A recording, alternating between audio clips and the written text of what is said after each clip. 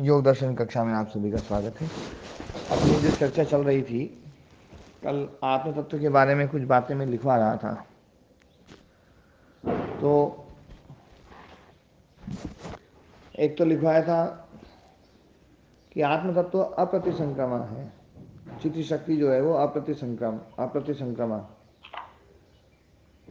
वो किसी भी वस्तु के साथ में उसका प्रतिसंक्रमण नहीं होता है, मिलती नहीं वो किसी के साथ में। दूसरा, वो अपरिणामी नहीं है, कोई परिणाम नहीं उसमें, और परिणाम न होने के कारण से, क्योंकि परिणाम जो होगा वो क्रिया से होगा, और क्रिया जो है ना, जो घनीभूत चीज है ना, उसमें क्रिया संभव नहीं है। ये एक विशेष बात समझने की है। दयाराम जी जुड़े हैं नहीं जुड़े हैं? जो है अभी नहीं जुड़े। जी जी। तो जो घनीभूत ना तत्व है, उसमें क्रिया कैसे होगी ये समझ में नहीं आता है। महाराज, घनीभूत किसे कहते हैं? घनीभूत का क्या मतलब होता है? घनीभूत मतलब जो जिसमें मतलब ना कहीं पर भी कोई जरा सी भी जगह नहीं जहां पर वो ना हो, सब जगह विद्यमान हो। सब जगह विद्यमान हो। विभू। विभू शब्द भी जो है ना उसके लिए छोटा है। मतलब वो जो है ना, इस संसार में क्रिया क्यों है ये समझने की बात है। इस संसार में क्रिया इसलिए है क्योंकि ये संसार में खालीपन बहुत है। इस संसार में आकाश तत्व एक ऐसा है जिसने हर परमाणु को अपने में व्याप्त कर रखा है। यदि ये संसार भी घनीभूत हो जाए बिल्कुल एकदम, तो इस संसार में भी क्रिया संभव नहीं रहेगी। क्यों जी नरेश जी? जी गुरु जी। है ना? जो घनीभूत तत्व है ना, उसमें क्रिया है ना बैठेगी नहीं, क्योंकि क्रिया के लिए कुछ ना कुछ तो हिलना पड़ेगा, और हिलाने के लिए जो ना कुछ तो जगह चाहिए, स्पेस चाहिए। स्पेस ही नहीं है तो वहां क्रिया कैसे होगी?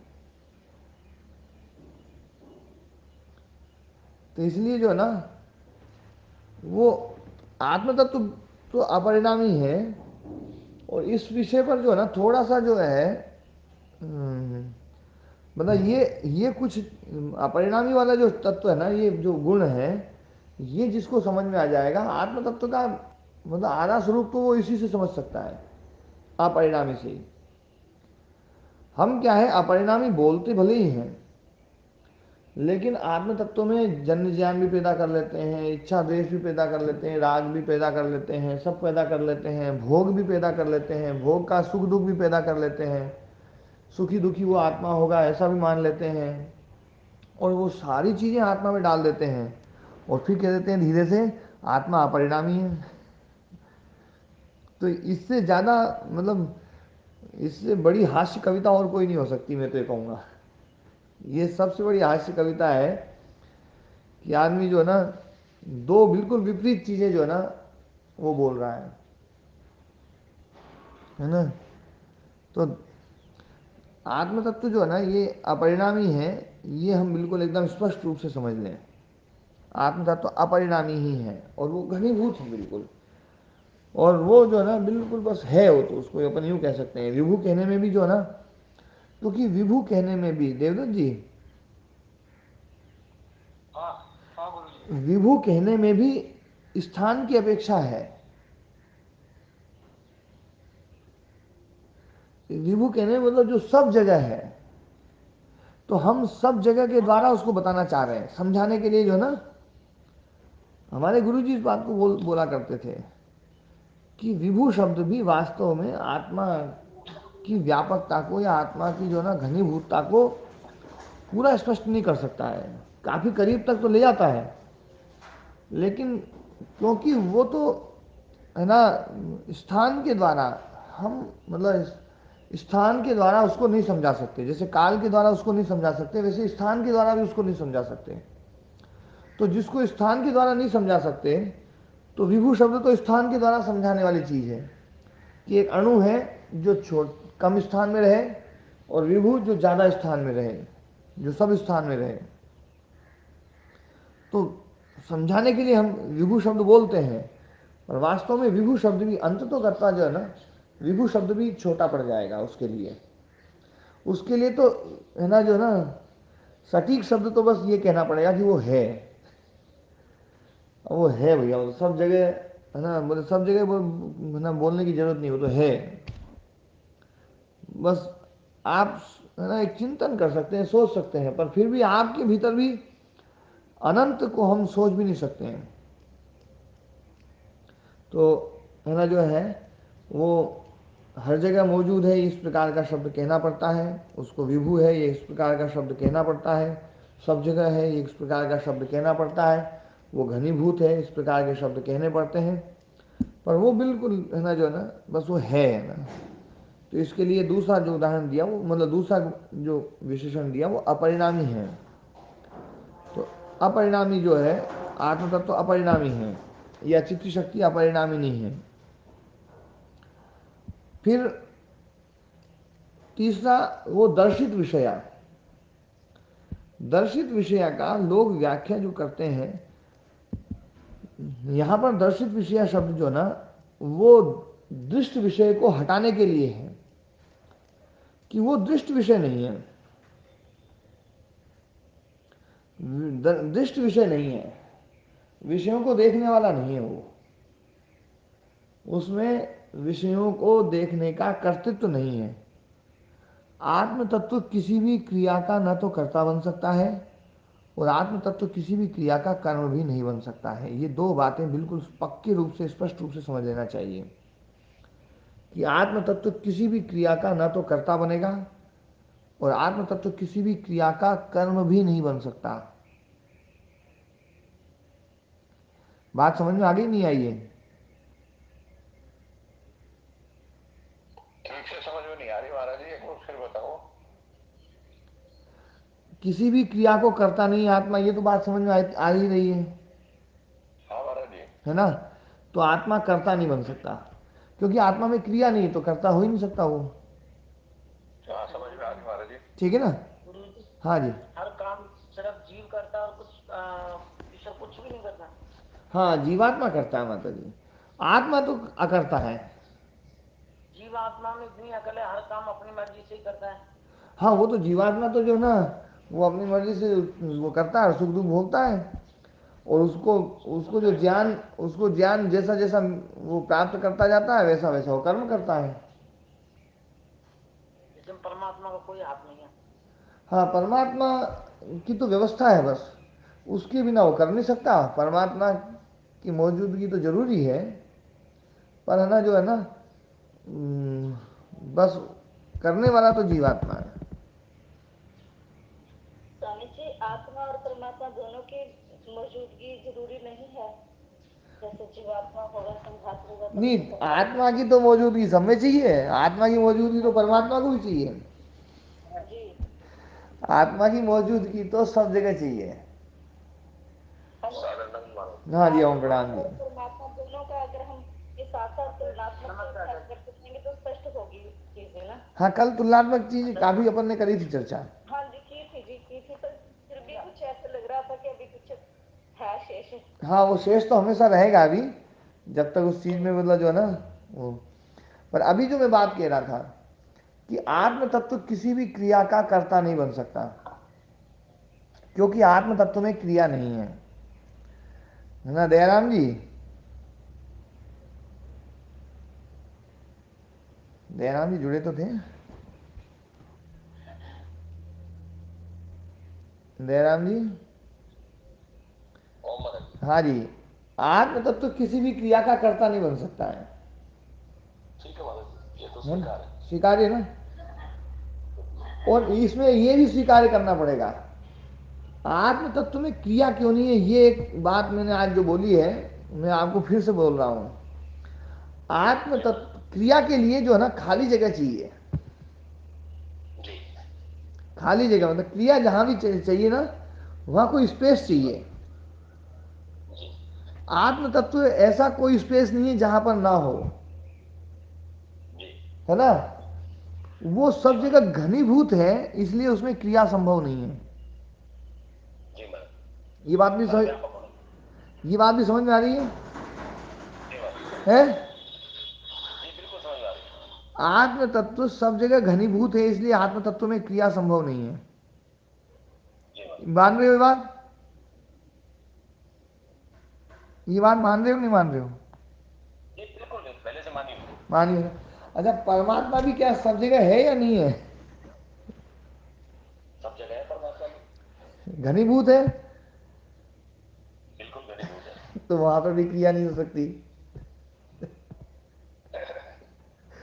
फिर ये क्रिया है कहाँ?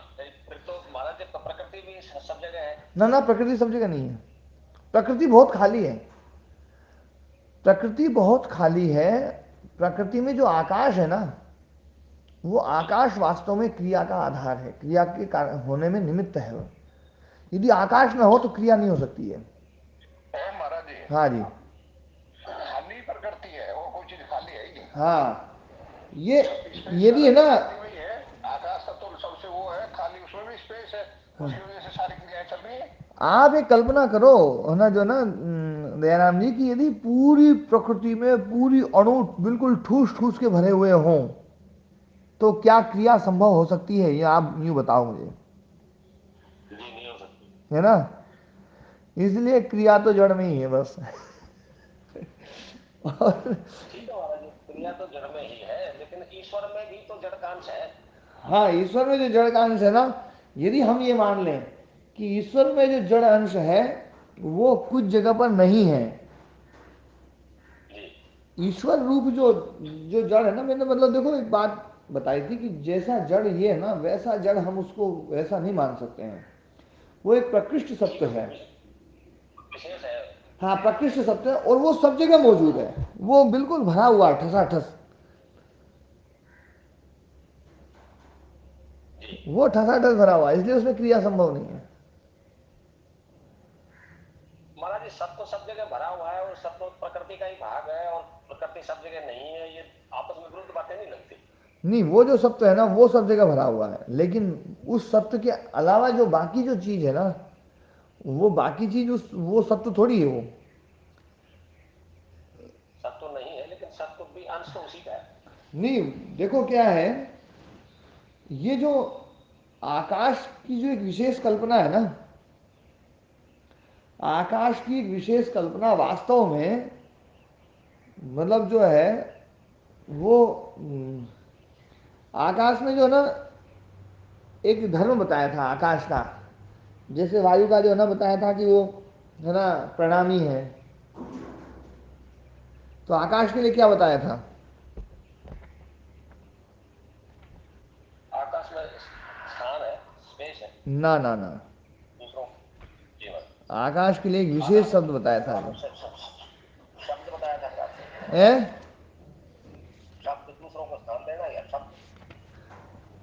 और किसी को याद है? आकाश का और महाराज जी व्यापार तो बताया है। सर्वतो सर्वतोगति बताया था। हाँ, मुकेश जी ने बताया, देखो सर्वतो गति है ना, सब में जो गति है ना उसका कारण ही आकाश है। आप ये देखिए जी। महाराज जी हम्म। पहले तो महाराज जी यही समझ में नहीं आ रहा कि आपने ये बताया कि प्रकृति सत्व तो जो है वो सर्वव्यापक है हम्म। और प्रकृति सर्वव्यापक नहीं है, तो अंश ही तो सर्वव्यापक हो और अंश ही तो सर्वव्यापक ना हो और अंश सर्वव्यापक हो, ये कैसे हो सकता है? देखो क्या है, प्रकृति में आकाश एक अलग चीज आ गई है। उस आकाश के कारण से हम ये कहते हैं कि आकाश जो है ना, अच्छा आकाश में क्रिया है कि नहीं है? आकाश में दूसरे वस्तुओं की तो क्रिया संभव है, परंतु आकाश में स्वयं में तो कोई क्रिया नहीं है। हाँ, ये बात आपने बिल्कुल सही पकड़ी है ना। आकाश में स्वयं में क्रिया नहीं है। आकाश को विभू माना गया है। आकाश को विभू कहा गया जी जी है ना। और आकाश को विशेष रूप से जो है ना, एक मिनट में वो जो है ना आपको वो निकाल लूं, ताकि आप लोग भी जो है ना उसको देख लो। ये मुकेश जी कौन से सूत्र पे आया था? स्वामी जी 44 44वां सूत्र में आया था। 44वें सूत्र पे है ना, इसमें आया था सर्वतोगति आकाश है ना, वायु प्रणामी सर्वतोगति आकाश है जी।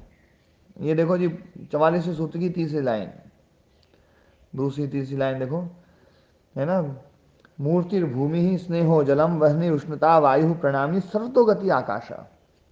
आकाश के कारण से सर्वतोगति, सब में गति जो है ना, और वो सब में व्याप्त है, ये अर्थ भी करना है, पर ये अर्थ जो है ना इसके साथ साथ आकाश को समझाने के लिए, देखो मैं आज एक बात बोल रहा हूं, ये बात जो है ना आकाश के लिए, यदि आकाश न हो तो इस संसार में गति नहीं हो सकती है। गति आकाश के कारण से आई है। गति के लिए स्थान आकाश देता है, ये तो ठीक है, ये तो सिद्धांत है, ये तो नई बात नहीं है महाराज जी। लेकिन ये कैसे नहीं नहीं, संभव है नई कि नई नई बात मैं यूं नहीं कह रहा हूं, मैं ये कह रहा हूं कि जो जो वस्तु आकाश के द्वारा सीमित कर दी जाती है, जो जो वस्तु, जिस जिस वस्तु को आकाश का प्रभाव पड़ता है, उन उन वस्तुओं में गति रहेगी। आत्म तत्व समझ को गया महाराज, है, समझ गया क्या कहा? जैसे मेरी पुस्तक है, ये पुस्तक जो है ना, इस पुस्तक को आकाश के द्वारा सीमित किया हुआ है और इसको आकाश का सहयोग मिल रहा है, तभी ये मेरे मतलब है ना वहां से उठ करके मेरे हाथ में आ गई, मेरे हाथ से उठ करके मेरे घुटने पे रखा गई, मेरे घुटने से रखा करके फिर वापस जो है ना उस पर रखा गई नीचे जमीन पे।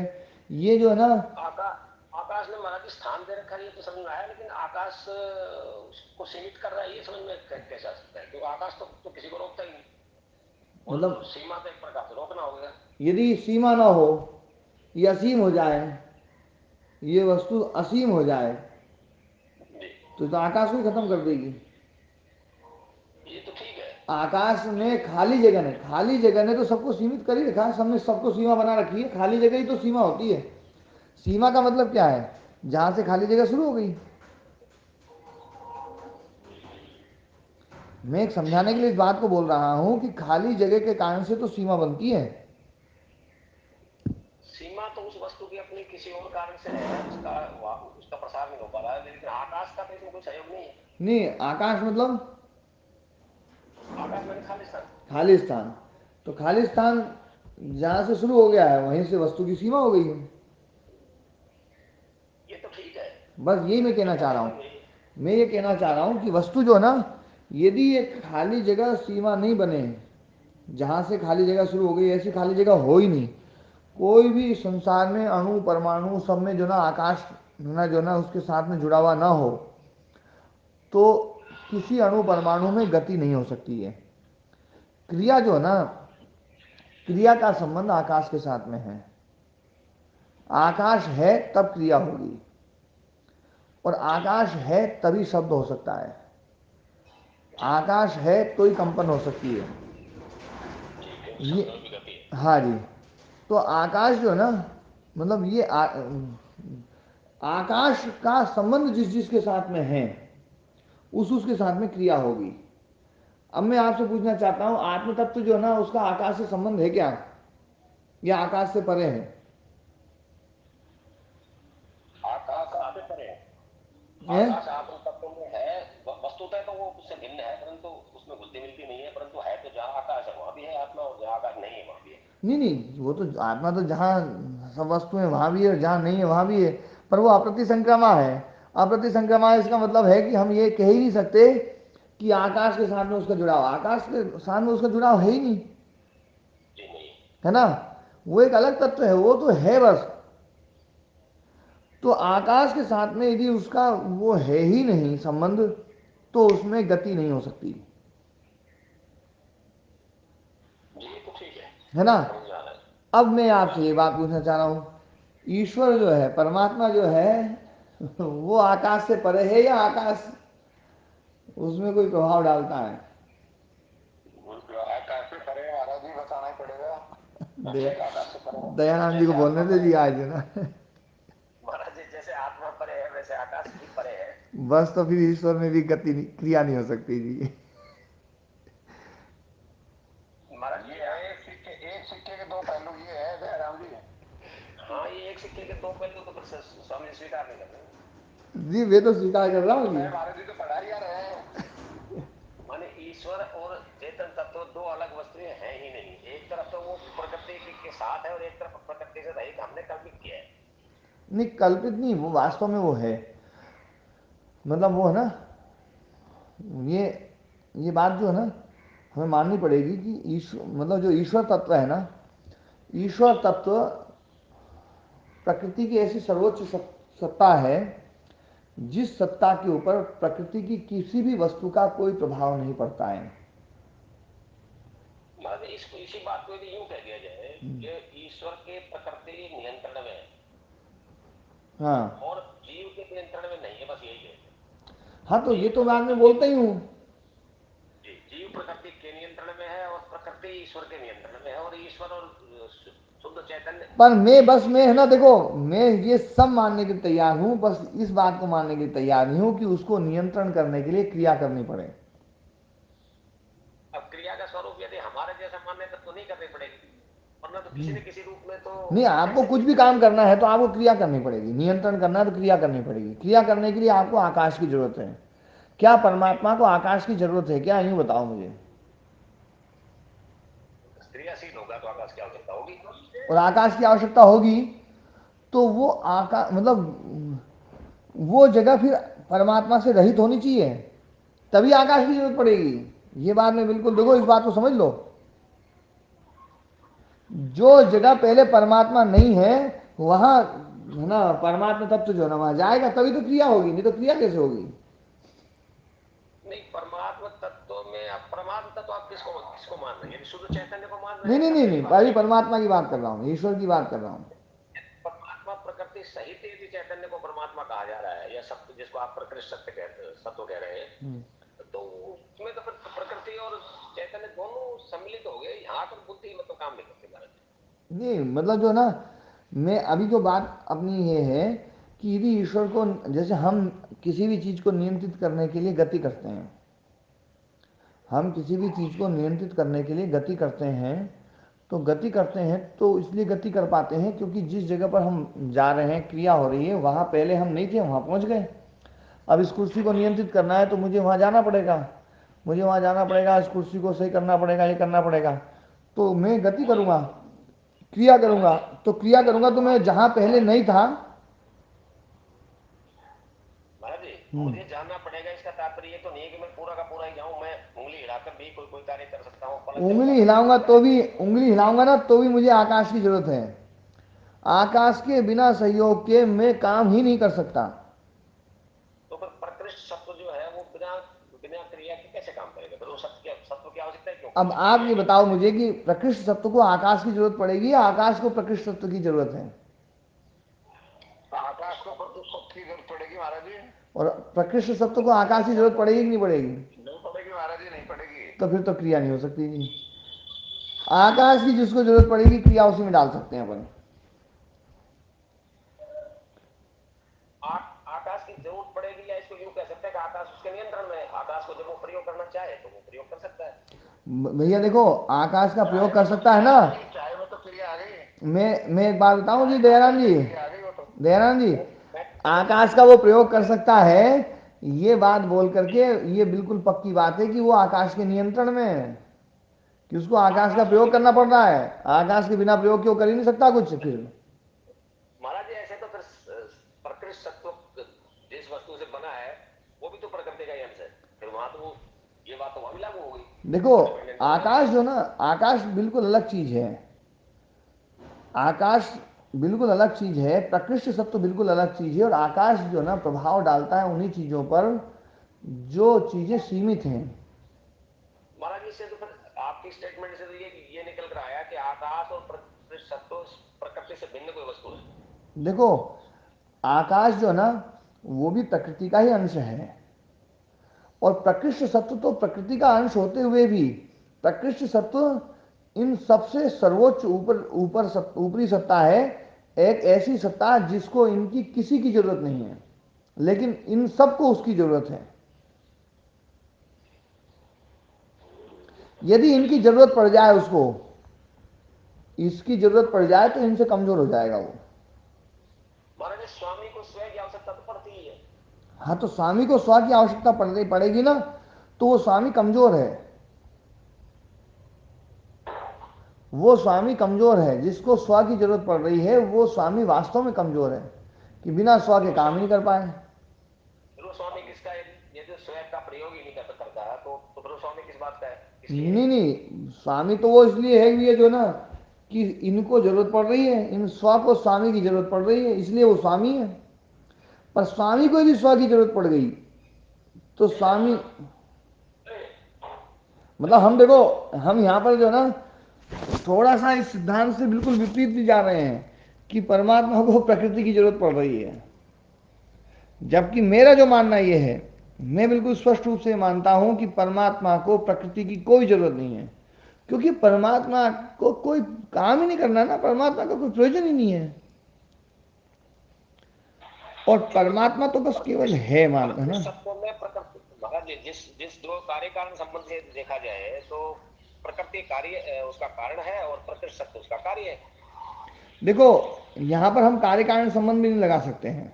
वो इसलिए नहीं लगा सकते हैं क्योंकि वो अनादि तत्व ऐसा है, वो एक रस रहने वाला है। वो एक रस रहने वाला है, इसलिए हम कभी ये नहीं कह सकते हैं कि उसका कारण जो है प्रकृति रहेगी। हम जो चित्त आदि हैं, इनको तो निरंतर प्रकृति की जरूरत पड़ती रहती है, इसलिए यहाँ पर कार्य कारण संबंध लगते रहते हैं। वहां पर परमात्मा में एक रसता यदि स्थापित करनी है तो वहां पर आपको कार्य कारण संबंध खत्म करना पड़ेगा,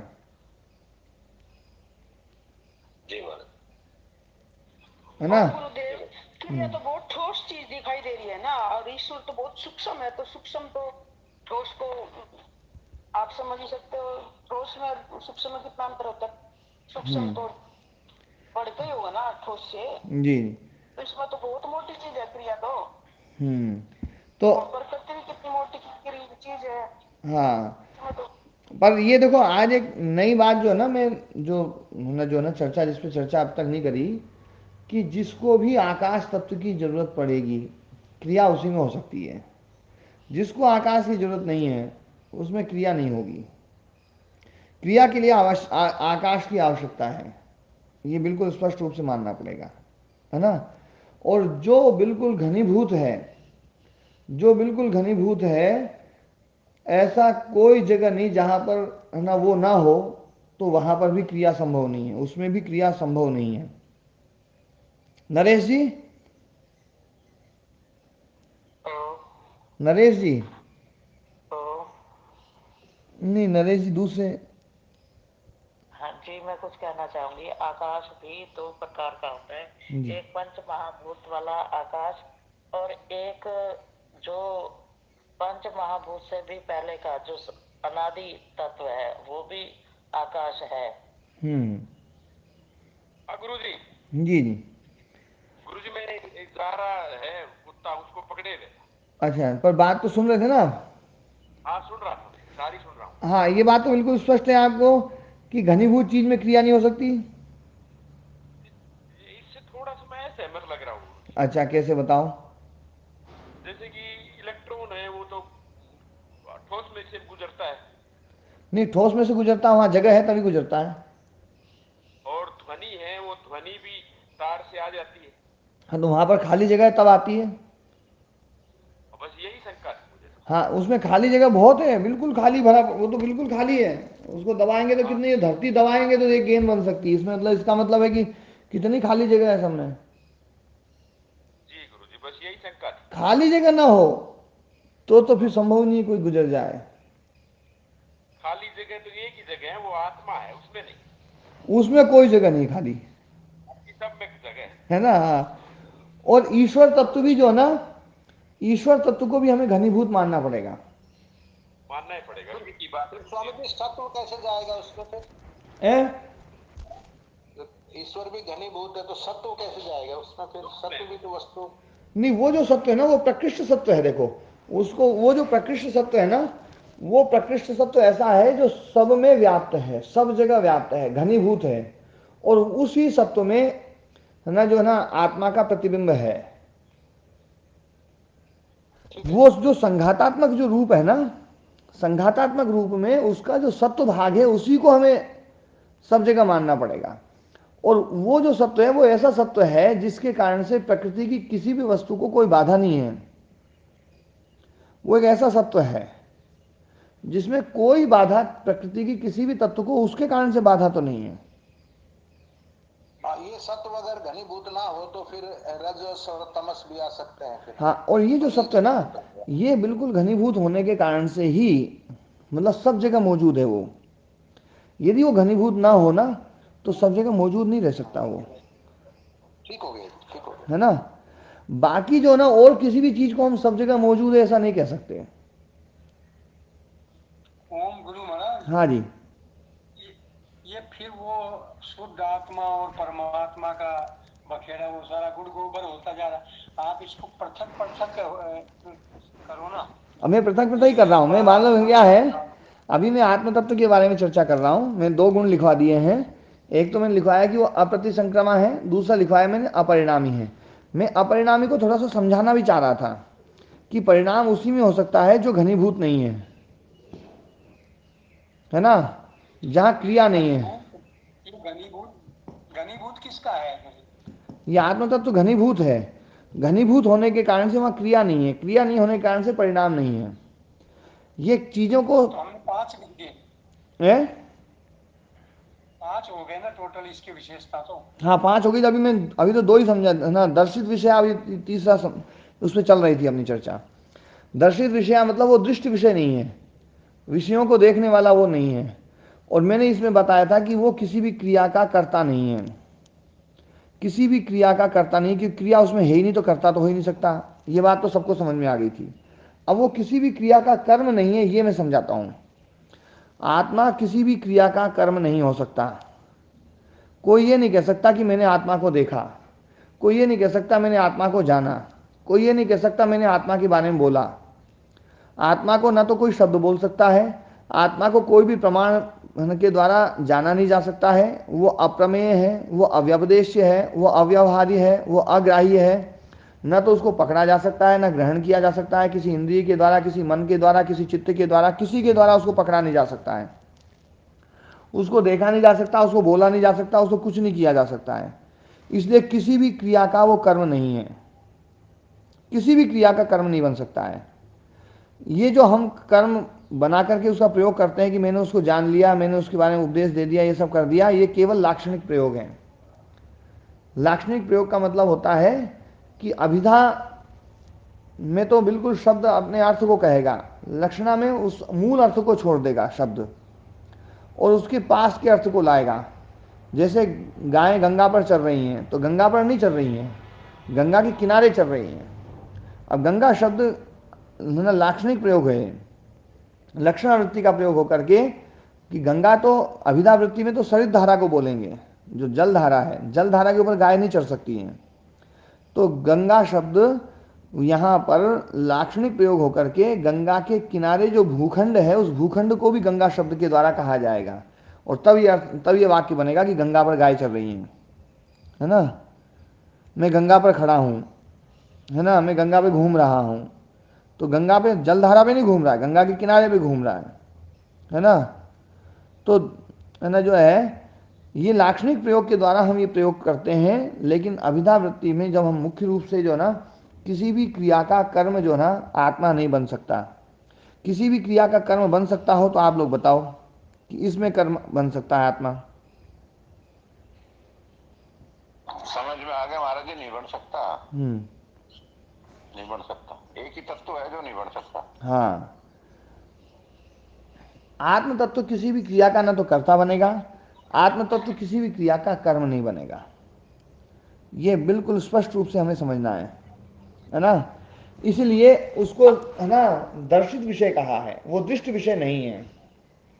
दर्शित विषय शब्द का दूसरे अर्थ भी निकाले जाते हैं, लेकिन उन अर्थों से मैं सहमत नहीं हूं।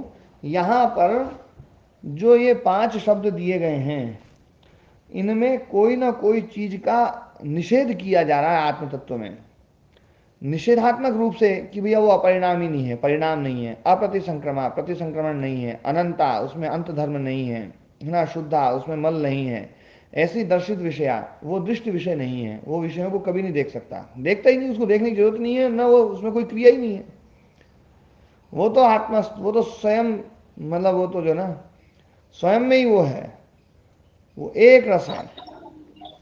तो दर्शित, स्वार्थ कह दिया गया महाराज जी, है ना? इसलिए उसको स्वार्थ कहा गया है, वो पदार्थ है ही नहीं वो। तो ये दर्शित विषय शुद्ध, उसमें कोई मल नहीं है, मल रहित, बिल्कुल शुद्ध, प्योर है बिल्कुल। ईश्वर के नहीं होगा ना, है दर्शित विषय जो लक्षण है, जो उपाधि है, वो ईश्वर के लिए नहीं होगी फिर? हाँ, वो ईश्वर के लिए तो हो सकती है, ईश्वर के लिए भी हो सकती है वो दर्शित परार्थ विषय, है ना, लेकिन परार्थ भी तो है ना लेकिन वो ईश्वर। परार्थ है, परार्थ है, उसका अस्तित्व जो ना परार्थ के लिए है। ओ महाराज जी, हाँ जी, व्यंजनावृत्ति में भी आत्मा को बोल सकते हैं हम? हाँ, व्यंजनावृत्ति तो बिल्कुल अलग अर्थ के लिए होती है, वो तो आत्मा व्यंजनावृत्ति को नहीं व्यंग्य बोल के लिए सकते। होती है, व्यंग्य के लिए। हाँ, तो वो उसमें बोल ही नहीं सकते हम, है ना? हाँ, व्यंग्य के लिए जो ना व्यंजनावृत्ति, मतलब उसमें व्यंग्य होता है। आत्मा शब्द का प्रयोग जब चित्त के लिए किया जाता है, आत्मा शब्द का प्रयोग जब है ना इंद्रियों के लिए किया जाता है, या आत्मा शब्द का प्रयोग कई बार शरीर के लिए भी होता है, शरीर को भी आत्मा बोलते हैं, तो ये व्यंजनावृत्ति कह सकते हैं इसको? ये लक्षणावृत्ति है। लक्षणावृत्ति में हाँ जाएगा। जी, आत्मा मतलब शरीर, जैसे आत्महत्या, बोले उसने तो आत्महत्या कर ली, अब ये आत्महत्या क्या है? हाँ, लक्षणावृत्ति हो गया। हाँ, इसने मतलब शरीर को मारा है, आत्मा शब्द शरीर के लिए आ गया है ना। तो लेकिन जब आत्मा शब्द शुद्ध आत्म तत्व के लिए, जी दयाराम जी। वहां मैं मंत्र याद दिलाना चाहूंगा कि ये कैसे आत्मनो जना, हाँ वो आत्मना का मतलब शरीर को मारने वाला ये। जी जी। हम्म, तीन लिख ले गुरुदेव, चौथा कौन सा लिखे? चौथा शुद्ध, जी। शुद्ध है वो, कोई मल नहीं उसमें, बिल्कुल प्योर है, किसी प्रकार का मल नहीं है, प्योर है। गुरुजी भाई, जी कल मैंने दयाराम जी से पूछा था फोन करके, ये आश्रम में थे उस समय। गुरुजी मैं ये सोचता हूँ, आर्य समाज में स्वामी दयानंद जी ने ना, मुझे लगा कि आत्मा और परम ईश्वर को मिला दिया, एक कर दिया। इस तरह से बात कर रहे हैं वो। ये मैं कल कहूँ या कुछ? हाँ नहीं, बिल्कुल सही समझ में आ रहा है। वो चीज उन्होंने मिला दी है, मिक्स, मतलब एक पॉइंट छोटा है वो, क्योंकि आत्मा, परमात्मा, जीवात्मा, प्रकृति, ये चार तत्व भी मांडुक्य उपनिषद बोल रहा है, ऐसा समझ में आ रहा है। बिल्कुल, वो चार की बजाय जब हाँ ठीक समझ रहे हो भ्राता जी, ठीक समझ रहे हो, मुकेश जी सही समझ रहे हो। नरेश जी, इसको ऐसे भी तो कह सकते हैं कि ऋषि दयानंद ने उनको एक कर दिया, या यूं कहें कि उपनिषदों में उसका उनको उपनिषदों ने उनको अलग करके दिखा दिया है, तो एक ही, ऐसा नहीं कह सकते? दोनों एक तरह से ही। देखो, ईश्वर, जीव और प्रकृति, लास्ट में जाके ईश्वर, जीव और प्रकृति, ये जो तीन बातें हैं, ये तीन बातें, क्योंकि वहां पर जो ना आत्म तत्व को बिल्कुल पृथक रखा गया है, क्योंकि आत्म तत्व अनिर्वचनीय है, अव्यपदेशीय, अकथनीय है। आत्म तत्व की चर्चा जो ना जल्दी से है ना, जो ना शास्त्रों में करी नहीं गई है। आत्मा के उपदेश के बारे में भी जो चर्चा जो है ना शास्त्रों में, मतलब सांख्य में भी दो ही तत्वों को लिया, इसलिए मैं इस बात को मेरे को ऐसा लगता है कि सांख्य में जैसे दो ही तत्व लिए, प्रकृति और पुरुष, या दृष्टा या दृश्य, और इनको अलग नहीं किया, विशेष पुरुष विशेष वो, और पुरुष को, इसको मतलब नहीं, देखो चैतन्य को कोई अलग से नहीं बताया हुआ।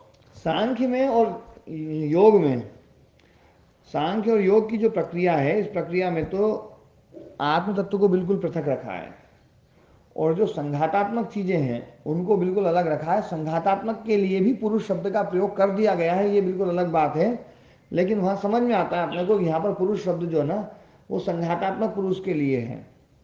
लेकिन जैसे ही वो पुरुष की बात आती है, कई बार बिल्कुल चर्चा कर देते हैं कि भैया शुद्ध पुरुष तो बिल्कुल एकदम बिल्कुल निर्लिप्त है। और ये चर्चा तो अपन सांख्य योग से बता रहे हैं ना, ये तो। और है ना, और पुरुष की मतलब जो ना, जब उपाधि युक्त पुरुष की चर्चा आती है तब ये सब बातें आती है। संघातात्मक जो पुरुष है, आप ये देखो इस शास्त्र में जब भी ईश्वर की चर्चा आई है तो उस ईश्वर की चर्चा को जो तुलना की गई है वो तुलना की गई है जीवात्मा से। जो संघात है उस संघात से तुलना की गई है। जब आप लोग ये कहते हैं कि भैया महाराज जी आप आत्मा और परमात्मा की तुलना करो, तो मैं तुलना जो ना इसलिए थोड़ा सा नहीं कर पाता हूं, उसमें तुलना हो भी नहीं सकती है, क्योंकि आत्मा तत्व तो बिल्कुल अलग चीज है। हाँ, आत्मा जीवात्मा और परमात्मा की तुलना हो सकती है। जीवात्मा और परमात्मा की तुलना बहुत अच्छे से हो सकती है। और इस शास्त्र में जीवात्मा और परमात्मा की ही तुलना की गई है कि एक मैंने इस शास्त्र में पुरुष विशेष के विषय में जब भी कहा है तो पुरुष सामान्य की अपेक्षा से कहा है। हाँ, कि पुरुष सामान्य में क्लेश है। पुरुष सामान्य जो संघात है उसमें क्लेश है। वो संघात एक ऐसा है जो पुरुष विशेष है, उसमें क्लेश नहीं है। यहाँ कर्म है, वहाँ कर्म नहीं है। यहाँ विपाक है, वहाँ विपाक नहीं है। यहाँ वासना संस्कार है, वहाँ संस्कार नहीं है। यहाँ सातिशय ज्ञान है, वहाँ निरतिशय ज्ञान है ना। यहाँ जो है सर्वेश्वरता नहीं है, वहाँ सर्वेश्वरता है ना। ये केवल सामान्य गुरु हो सकता है, वो सभी का गुरु है, वो परम गुरु है। ये तुलना जो की जा रही है वो सामान्य पुरुष और पुरुष विशेष, इनकी तुलना की जा रही है ना।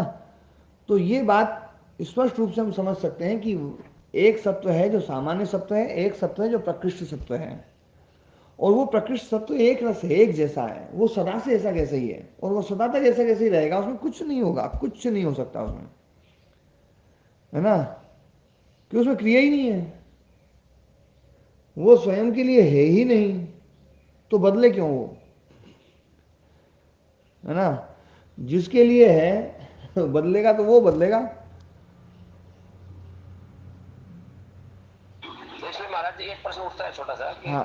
यदि ऐसा है कि सांख्य योग में दोनों सत्वों की बात की गई है, प्रकृष्ट सत्व की और सामान्य सत्व की, तो फिर ये जो कैवल्य की जो स्थिति बताई है, हाँ। कैवल्य की स्थिति में फिर वहां स्थित कौन रहता है, क्योंकि पुरुष नहीं, अब मैं बात बताऊं, ये बात बताता हूं। जो संघातात्मक पुरुष, सामान्य पुरुष और एक पुरुष विशेष, इन दोनों की चर्चा के साथ साथ शुद्ध पुरुष की चर्चा भी योग में बहुत अच्छे से स्पष्ट रूप से की गई है।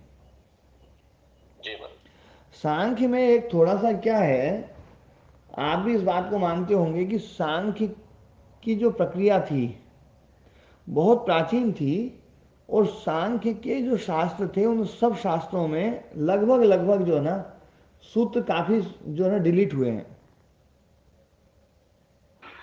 पूरे मिलते भी नहीं, पूरे नहीं मिलते हैं।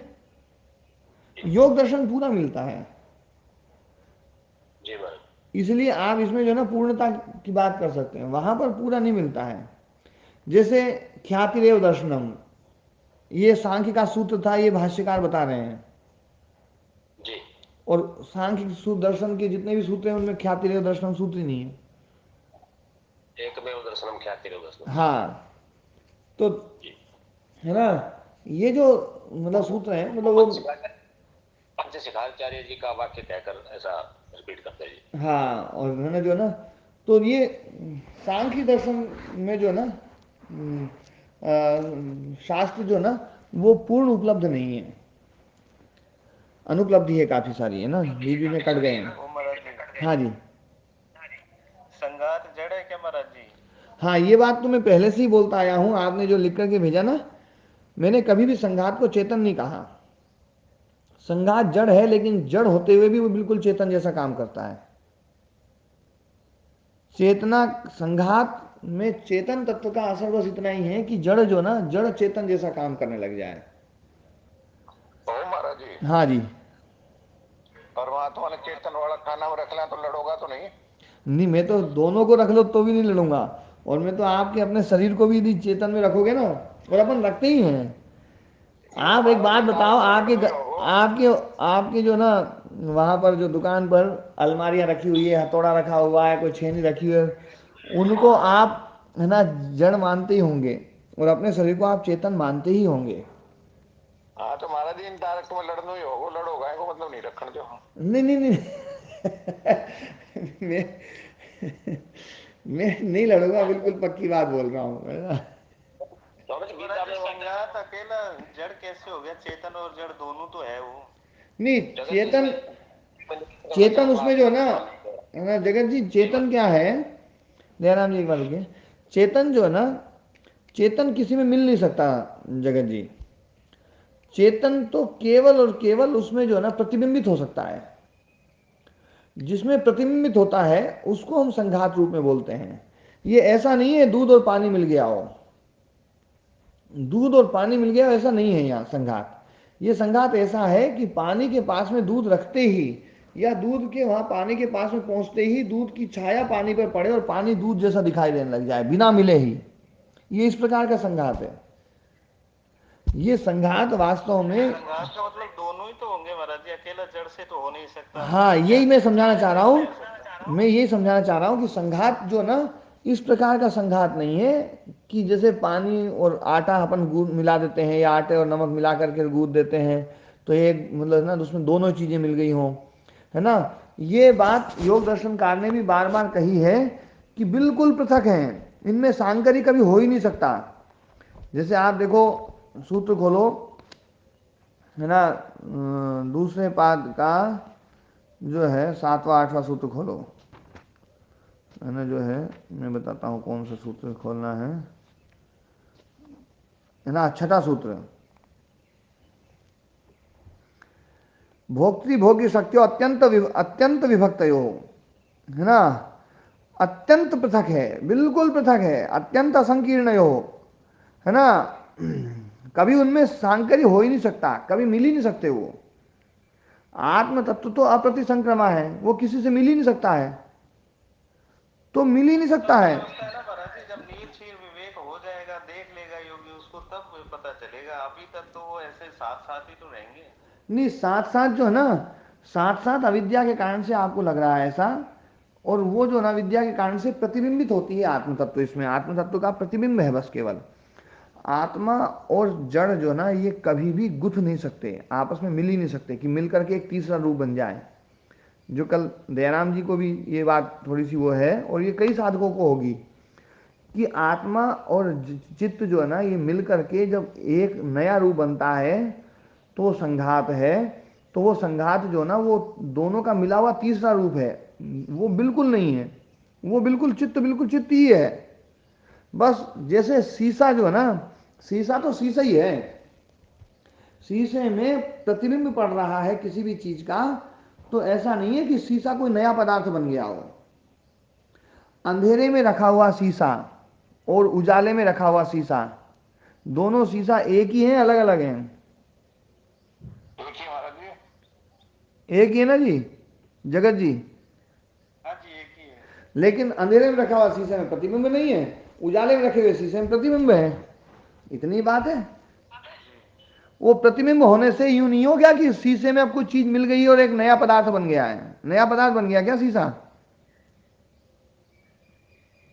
शीशा तो वही है महाराज जी। वो का वही है, बिल्कुल वैसे का वैसे ही है, कोई नया पदार्थ नहीं बना है। ऐसे ही चित्त कोई नया पदार्थ नहीं बन जाता है संघात के बाद में। ये भ्रम कईयों में है, और ये भ्रम मेरे को भी बहुत समय तक रहा था। मैं पढ़ता भी था तो मुझे संघात कोई तीसरी चीज बन गई, और ये वास्तव में तीसरी चीज नहीं है,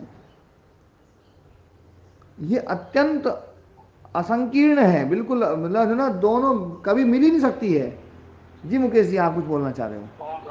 हाँ प्रणाम। स्वामी जी, ये वैसे आत्म तत्व तो वो तो समझ में तो नहीं आएगा, मतलब जो आप बता रहे हैं कि जब विवेक ख्याति भी हो जाती है तब भी दूर से ही उसका थोड़ा सा अनुभव होता है। ये आत्म तत्व जैसे आपने बताया कि घनीभूत है स्वामी जी, जी मतलब ये हर जगह मतलब मतलब जो है विद्यमान है, ये इसका घनीभूत का अर्थ ये निकाले क्या, मतलब हर जगह, मतलब जहाँ भी, मतलब आकाश से भी परे, मतलब आकाश भी, मतलब जहाँ उससे भी आगे, मतलब घनीभूत माने इसको, एक एक जगह है। हाँ, ऐसा मानोगे, इसको ऐसा माने क्या स्वामी जी से, हमारा जो शरीर जैसे हम है, जैसे अब चित्त लिए इसमें, तो ये शरीर आत्मा को मतलब जो है, मतलब आर पार निकल रहा है, मतलब क्या व्याख्या करें इसकी, जैसे आर पार निकल के, मतलब वो तो घनीभूत है, अब शरीर ने उसको घेर लिया और चित्त उसके अंदर है, मान लो सूक्ष्म तत्व, तो उसका प्रतिबिंब ले लिया, और वो अप्रतिसंक्रमा जैसे बिजली के करंट जैसा, तो वो आत्मा जो है, मतलब ना तो मतलब टच हो रहा है, ना मतलब वो मतलब उसमें कोई अशुद्धता आ रही है, बस ये इस तरह से समझे क्या स्वामी जी, कैसे हाँ, समझे? ये बिल्कुल ऐसा ही है कि आत्म तत्व जो है ना, इन सब पदार्थों जैसा नहीं है। चाहे आकाश हो, चाहे कोई भी हो, कोई भी तत्व है, इन सब से बिल्कुल पृथक है वो। और बिल्कुल पृथक होने के कारण से किसी भी वस्तु के द्वारा उसको कोई भी व्यवधान नहीं पहुंचाया जा सकता है। वो बिल्कुल व्यवधान रहित अवस्था में बिल्कुल सब जगह मौजूद है, हर जगह मौजूद है। अच्छा देखो, एक बात है समझने की है, हम ये जो ना जो है, हम दूसरे पदार्थों को जो हम ना कहते हैं कि पदार्थ है, कितना बड़ा है, कितना छोटा है, हम जैसे ही बोलते हैं ना, वैसे हमारे दिमाग में उस पदार्थ के बारे में एक छवि बनती है। जैसे मैं कुर्सी बोल रहा हूँ आपके लिए, तो कुर्सी की एक परिमाण आप लोगों के मन में है। छोटे बच्चे की कुर्सी होगी तो इतनी होगी, बड़े की होगी तो इतनी होगी, कोई बहुत बड़ा ज़्यादा होगा तो थोड़ी इतनी बड़ी हो सकती है ना। लेकिन ये हमारे हिसाब से, ये एक अपेक्षा की दृष्टि से है, ये सापेक्ष है परिणाम। वस्तुएं सब सापेक्ष चीज से होने के कारण से हमें ऐसा लगता है। सापेक्ष में उसको थोड़ा सा और समझाता हूं कि यदि हम एक, है ना, शरीर के किसी पार्ट को, सबसे छोटा पार्ट अपन ले लें, जैसे आंख बहुत छोटी है, इस बहुत छोटी आंख को भी यदि हम सूक्ष्मदर्शी यंत्र से फैलाते जाएं, फैलाते जाएं, फैलाते जाएं, तो हमारी आंख बिल्कुल एक आकाश गंगा जैसी दिखाई देगी, और आकाश गंगा से भी बड़ी दिखाई दे सकती है। और एक गैलेक्सी, मतलब कई गैलेक्सियां मिलकर के बन जाए, इतनी बड़ी भी दिखाई दे सकती है।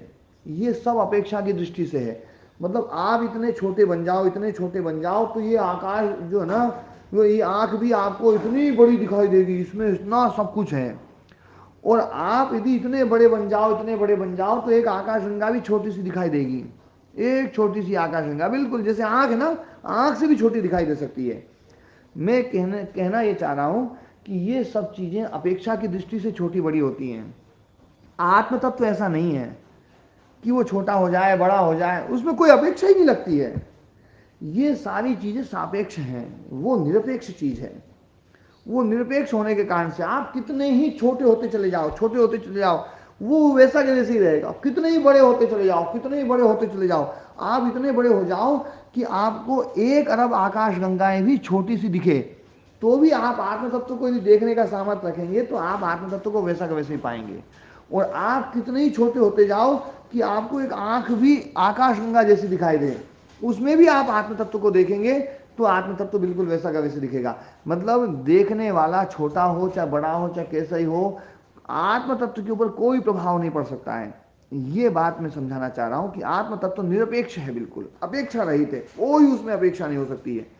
ये सारी चीजें अपेक्षा के कारण से छोटी बड़ी होती हैं, इसलिए ये सब चीजें स्थान घेरती हैं।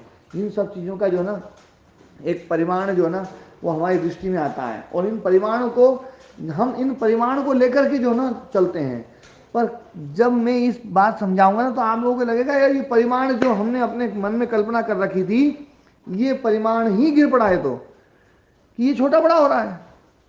आप एक बात सोचिए, आप किसी चीज को तोलने के लिए चले, और जिस तराजू से तोलने के लिए चले, उसमें आपका 1 किलो का वाट है, वो 1 किलो का वाट कभी तो 2 ग्राम का हो जाए, और कभी वो 10 किलो का हो जाए, और कभी वो 100 किलो का हो जाए। तो आप कहेंगे यार जिस वाट से अपन जिस तोलने के लिए चल रहे हैं, ये वाट ही जो है ना छोटा बड़ा हो रहा है। तो हमारी जिन चीज़ों को लेकर के हम आत्मा से तुलना करते हैं, वो चीज़ें खुद ही स्थिर नहीं है, वो छोटी बड़ी हो सकती हैं, वो तो सब सापेक्ष हैं। तो आत्म तत्व को हम इन किसी भी चीज़ से नहीं देख सकते। आत्म तत्व बस है, इसलिए हम उसको बस ये बोल सकते हैं वो है, और वो एक रस है।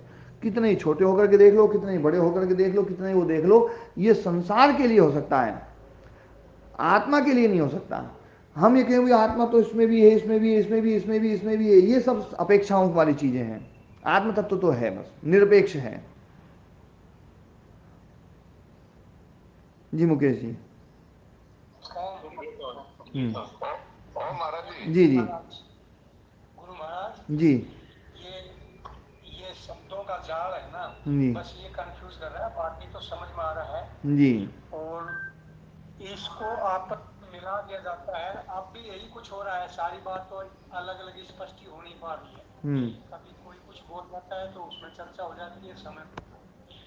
मैं तो ये चाहता हूँ कि मुझे ये बता दीजिए शास्त्र में कौन से में और किस जगह पर ये शुद्ध आत्म तत्व को पूर्णतः स्पष्ट किया गया है, और ईश्वर को फिर किस किस नामों से और इनको दोनों को किस किस नामों से कहा गया है। और ईश्वर का तो सब जगह चर्चा आ रही है, वो ईश्वर ईश्वर करते हैं, परम पुरुष, पुरुष विशेष, शुद्ध, नित्य शुद्ध वगैरह ये सब बात। पर जो आप पृथक करके बता रहे हो कि आत्म तत्व जो शुद्ध आत्म तत्व है वो बिल्कुल अलग है, तीसरा बता रहे हैं आप, सबसे ऊपर बता रहे हैं, फिर परमात्मा, फिर जीवात्मा या आत्मा कहो उसको। तो ये मुझे नहीं मिला अब तक कहीं भी। ये मांडुक्य उपनिषद में तो बिल्कुल स्पष्ट रूप से लिखा हुआ है देवदत्त जी। मांडुक्य, वो मैं पढ़ूंगा उसको दोबारा से। हाँ मांडुक्य उपनिषद को आप पढ़ो, और उसमें दोबारा जब आप पढ़ेंगे ना तो वो बिल्कुल तीनों का भेद वहां पर किया हुआ है ना। सामान्य पुरुष, पुरुष विशेष और आत्म तत्व। चिन्हित किया था, उसको अभी गहराई से पढ़ना है। हाँ एक बार उसको पढ़िएगा ना, आप पढ़ेंगे तो बिल्कुल स्पष्ट रूप से वहाँ हो जाएगा। और एक बार फिर मैं पढ़ाऊंगा, मैं पढ़ा वो है ना जो है ना मांडुक्य उपनिषद एक बार फिर पढ़ाऊंगा। अभी पहले आप पढ़ लेना एक बार, ठीक है ना। उसमें कोई बहुत बड़े वो नहीं है, केवल 7 मंत्र ही हैं।